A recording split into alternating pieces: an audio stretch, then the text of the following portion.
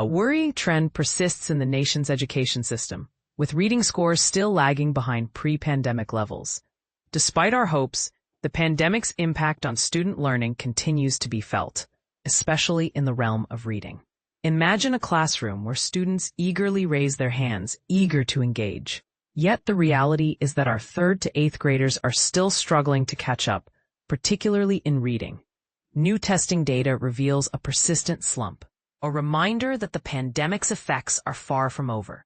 But here's where it gets controversial. While reading scores remain stagnant, math achievement shows a glimmer of hope. Students across various grades have made slight improvements in math, a positive sign amidst the challenges. However, the progress is modest, and all grades still fall short of 2019 performance levels. The data, collected by NWEA, a K-12 testing organization, paints a clear picture. Their Spring 2025 MAP Growth Assessment, taken by millions of students, highlights the need for continued support and intervention. Karen Lewis, NWEA's Vice President of Research, emphasizes the importance of facing these challenges head-on. Math is showing signs of recovery, but reading remains stubbornly stagnant. We can't ignore these issues. Looking away won't make them disappear. To address this, NWEA has developed a new tool, a performance dashboard. This dashboard provides school leaders and policymakers with a comprehensive view of student performance, allowing them to compare their progress against a representative sample of the country. The reading scores for Spring 2025 are a cause for concern.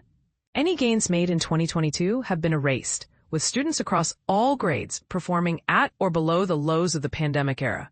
This stagnation is consistent across racial, ethnic groups and school poverty levels, according to NWEA. Math scores, on the other hand, offer a slight silver lining. Students in several grades have made small improvements compared to 2024, and most grades have shown steady progress since 2021. Importantly, this improvement is seen across all student groups, regardless of background. However, the overall picture remains sobering. No grades have reached the MAC achievement levels of 2019, a stark reminder of the pandemic's long-term impact. NWEA's findings align with federal data released earlier this year, known as the Nation's Report Card.